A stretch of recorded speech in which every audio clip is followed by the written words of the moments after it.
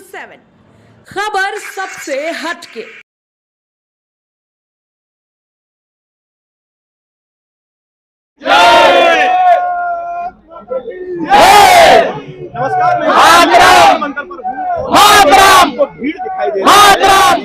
नमस्ते जी, हम अजनाथ केदार है, हम पुणे से, महाराष्ट्र। बात यह है कि लास्ट के 3 साल से हम यहाँ सुप्रीम कोर्ट में हैं। तो 3 केस हुआ, Rachna case versus government of India हुआ, Abhishek Anand Sinha versus government of India हुआ, और ये लास्ट में Arjit Shukla versus government of India हुआ।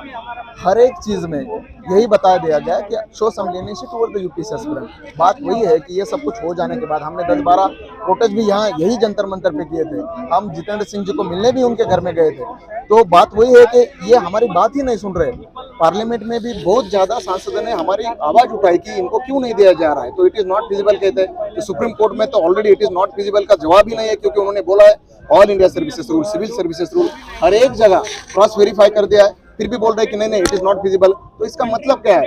हम जेपी नड्डा जी से भी बात किए, बाकी सब सांसदों से भी बात किए, कैबिनेट मिनिस्टर राजनाथ सिंह से जी बात किए, ये किसी का नहीं सुनते। हमारा मानना इतना है कि सर जब अदालत की भी नहीं सुन रहे हैं, आम जनता की नहीं सुन रहे हैं, तो किसकी सुनवाई होगी? तो बात वही सर है ना, ये बोलते हैं कि नहीं देना है तो नहीं देना है। सर बात तो होनी चाहिए ना, एक छात्र के और एक रिस्पेक्टिव एग्जीक्यूटिव अथॉरिटी यानी कि मिनिस्टर के साथ बात होनी चाहिए, बात से हल निकलता है। आप हमेशा जेल में डालोगे, मारोगे, कितना हम साइन करें? अभी तक कितनी बार जेल में? एक लिमिट है, छात्रों को भी एक लिमिट है।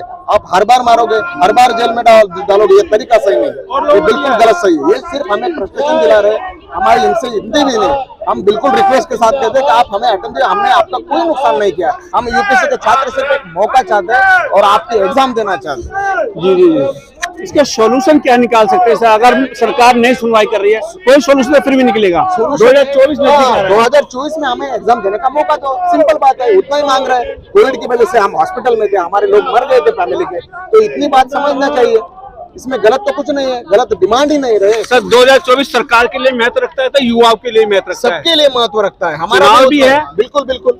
और यूपीएससी के तुम्हारे टेस्ट के और एक बात बोलना चाहता हूँ, 2020 में 10। अपना नाम बताइए सर। मेरा नाम भास्कर है। कहाँ से?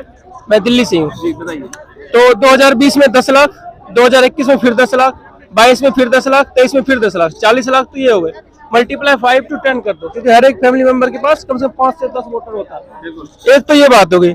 दूसरी बात, जो आप ये वो नहीं कहते ऑटोक्रेसी दिखा रहे हैं, डिक्टेटरशिप दिखा रहे हैं, या जो ये कह रहे हो एक प्रकार से अप्रत्यक्ष रूप से आप अपना शासन स्थापित करना चाह रहे हैं, तो ये आपको उल्टा रिफ्लेक्ट भी दे सकता है मोदी जी। मैं सीधा तो है ही, और कैसा शासन नहीं, मैं मोदी जी से सीधा कहना चाहता हूँ। आपने कहते हैं ना, एक आदमी में एक ही दिल होता है, आप में 2-3 दिल है क्या? एसएससी जीडी वाले को आपने दिया है, हाल फिलहाल 2-4 दिन पहले मेडिकल वाले को आपने दिया है, अभी सीए वाले को आपने दिया था। सबको कोविड मर्सी अटेम्प्ट बोलते हैं, कोविड कॉम्पेंसेटरी अटेम्प्ट ही बोलते हैं सबको। सीसेट वाले को आपने इतना हार्ड कर दिया, उसमें 11वीं 12वीं क्लास के आप पूछ रहे हैं। मतलब आप चाहते क्या है? बस हम ये जानना चाहते हैं। ये मत सोचिए लोकतंत्र है, आपको चाय वाले से प्रधानमंत्री बना सकते हैं, तो फिर प्रधानमंत्री से रिफ्लेक्ट भी हो सकता है, समझ। और प्रधानमंत्री जी को मैं ये भी कह सकता हूँ, 65% पॉपुलेशन युवाओं की है, और आपने युवाओं को भयंकर दुखी कर रखा है। हमने आपको लाने के लिए 14 से 19 तक में हर एक फ्रेंड, हर एक सर्कल में आपको लाने के लिए सोशल मीडिया से लेके हर तरीके से। क्यों बोल रहे हो कि आप केवल एक चीज को याद रखते हो? इसका मुद्दा क्यों नहीं उठता है? हमारा सीसेट का, यूपीएससी क्यों नहीं मुद्दा उठता है? नहीं, मैं युवा क्यों नहीं उठाता है? सर बात वो है कि अगर कोई हमारा रिस्पेक्टिव एक क्लास ऑफ ऑर्गेनाइजेशन है, समझो कि यूपीएससी के छात्र है, तो अगर हमारे कंसर्न कोई अन्याय की बात हुई, वही हम उठाएंगे। हमारा तो कोई पॉलिटिकल दल नहीं है, ओके। तो बात वो है, हमें अगर मुद्दा उठाना है तो हमारे प्रति जो अन्याय हुआ है वही बात हम उठाएंगे। हर एक चीज की बात उठाने के लिए तो हम यहाँ खड़े नहीं है, हमारा मानना इतना ही। बात सहमत हूँ कि आप अपनी आवाज के लिए यहाँ पर आ रहे हैं, लेकिन ये आपकी कॉमन नहीं है, आप पूरे देश की आवाज, देश के युवाओं की आवाज है।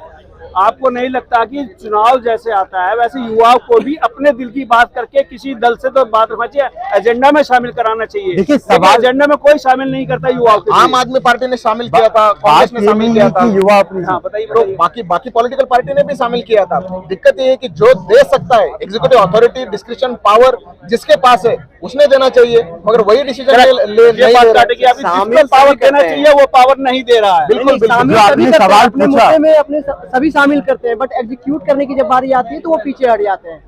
और जो आपने सवाल पूछा कि युवा अपनी दिल की बात क्यों नहीं बताता, युवा अपनी दिल की बात बिल्कुल बता रहा है, यहाँ से बता रहा है, इसके पिछले कई विरोध प्रदर्शनों से बता रहा है। लेकिन जब देश की सरकारें बहरी हो जाती है और देश के शीर्षस्थ सियासतदान मानो कान में रुई दे के बैठ जाते हैं। जो हिंदी में एक बहुत पुरानी कहावत है कि जब रोम जल रहा था नीरू बंसी बजा रहा था। तो देश में एक तरह से युवा सपनों की गले घोंटकर हत्या कर रही है और उन सपनों पर तुच्छ राजनीति होती है। तो बात ये आती है कि देश की सरकारें लोगों की बात को सुनना नहीं चाहती। और यदि सब बातों को एक थोड़ा सा काव्यपूर्ण तरीके से समराइज कर दूं तो मुझे दो चीजें जहन में आती है। एक तो वाजपेयी साहब की बहुत पुरानी पंक्तियां हैं कि टूटे हुए सपनों की सुने कौन सिसकी, अंतर को चीर व्यथा पलकों पर खिड़की। और आज जो यहाँ लोग खड़े हैं उनके दिल में आंसुओं का एक सैलाब है, लेकिन इस देश की जो सियासत जो लोग चला रहे हैं वो इस सैलाब को ऐसे लात मार के फेंक देते हैं जैसे मानो कोई किसी को बहिष्कृत कर देता हो या एक तरीके से साफ तौर पे इग्नोर कर देता हो। दूसरी चीज देखिए, जो हमारा मुद्दा है बेसिकली चाहे 2020, 21 और 22 इन 3 वर्षों में जो ऑफिशियली कोविड-19 पैंडेमिक ईयर्स थे सरकार के, इन 3 वर्षों में जिन लोगों ने भी एडमिट कार्ड डाउनलोड किया उन सबको 2 कॉम्पेंसेटरी आइटम मिलना चाहिए। और यदि आप हकीकत में जाएं तो मेरी अपनी कजन सिस्टर है, उसके पिताजी एम्स में थे, वो कोरोना वॉरियर थी। यूपीएससी मेंस 2021 के 2 दिन पहले उनके पिता की कोरोना से मौत हो गई, यही दिल्ली के लोधी क्रिमेटोरियम में, जो यहाँ से मुश्किल से 5 किलोमीटर दूर है। प्रोटेक्ट्स को हम आगे कहाँ तक ले जा सकते हैं जिससे सरकार जो है ना सुनवाई नहीं हो रही, सुनवाई करो, अमल इम्प्लीमेंट करे। देखिए, तो इसका सवाल ये है कि हम लोग जितने भी लोकतंत्र में हमारे पास जो भी विकल्प मौजूद हैं और एक तरह से युवाओं का सड़कों पे आना एक शुरू हुआ है, एक प्रक्रिया की अनवरत चलती रहेगी। आज यदि आपको जितने लोग दिख रहे हैं कल को इससे ज्यादा दिखेंगे, परसों इससे ज्यादा दिखेंगे। मैं राहुल गीते, मैं महाराष्ट्र से आया हूँ, अहमदनगर डिस्ट्रिक्ट से। ये प्रोडक्शन और डिटेन करना, मार खाना, लाते खाना, नेताओं के प्रदर्शन करना, आखिर कब तक? सर, हम तो स्टूडेंट हैं, हमारा काम तो पढ़ाई करना है, पढ़ना है, बट अभी सिंस गवर्नमेंट हमारे साथ बहुत अन्याय कर रही है, ये चीजें हमें करनी पड़ रही है मजबूरी के तरह। हमें कोई शौक नहीं है कि नेता के सामने जाए, पिया करे। हम अपना हक मांग रहे हैं। हमारे साथ जो कोविड की वजह से जो अन्याय हुआ है उसके लिए हम सरकार से न्याय मांग रहे हैं। ये हमें करने का कोई शौक नहीं है सर, हम मजबूरी की तरह कर रहे हैं। हिंदी को मान्यता देने वाली बात करते हैं, हिंदी को मात्र 3% करीब लोगों को सफलता मिली है। बिल्कुल सर। क्या कहना होगा सर, ये जो मतलब पिछले 2-3 साल में जिस तरह से सीसैट के पेपर की डिफिकल्टी है या जिस तरह के क्वेश्चन पूछे जा रहे हैं, इससे साफ साफ पता चलता है कि UPSC and intern government IIT JEE या इलाइट का क्लास के जो स्टूडेंट है, अमीर स्टूडेंट है, उनको प्रमोट कर रही है सर। 5 दिन पहले जितेंद्र सिंह ने पार्लियामेंट में कहा कि 63% जो सिलेक्शन हो रहे हैं, 63% सिलेक्शन सिर्फ इंजीनियर के, और बाकी के जितने भी बाकी के हैं, मेडिकल है, फार्मेसी है, बाकी के BA है, BSc है, ह्यूमैनिटेरियन है, वो सब मिलके 35%। इससे ही पता चलता है कि यूपीएससी किस तरह से अन्यायकारक पेपर निकाल रही है। सिर्फ एक ग्रेजुएशन को आप प्रमोट कर रहे हो, इसका मतलब क्या है? सिर्फ डिफिकल्ट पेपर निकाल के आप हिंदी माध्यम हो या दूसरे भी रीजनल लैंग्वेजेस है उनको आप बाहर निकाल रहे हो। आप गवर्नमेंट, अमित शाह जी कहते हैं कि हम हिंदी में प्रमोट करेंगे शासन में, प्रशासन में, लेकिन इन ट्रुथ ऐसा हो रहा है कि वो हिंदी को कुचल रहे हैं धीरे धीरे सिस्टमेटिकली। प्रधानमंत्री मन की बात में उन्होंने एक बार भी ये नहीं कहा मन की बात में कि युवाओं को प्रोटेक्ट क्यों करना पड़ता है। जंतर मंतर जो है ये ठीक है, अपने उद्देश्य के लिए है, लेकिन युवाओं को यहाँ क्यों आना पड़ता है? युवा देश का भविष्य है। अगर युवाओं की बात मान जाए अगर प्रधानमंत्री जी, तो हम लोग क्यों, हम लोग का शौक नहीं है सर, हम लोग सड़क पे क्यों आएंगे? हम लोग का उम्र पढ़ने का है सर। अगर 2 अटेम्प्ट की मांग हमारी पूरी हो जाएगी तो हम सड़क पे क्यों उतरेंगे?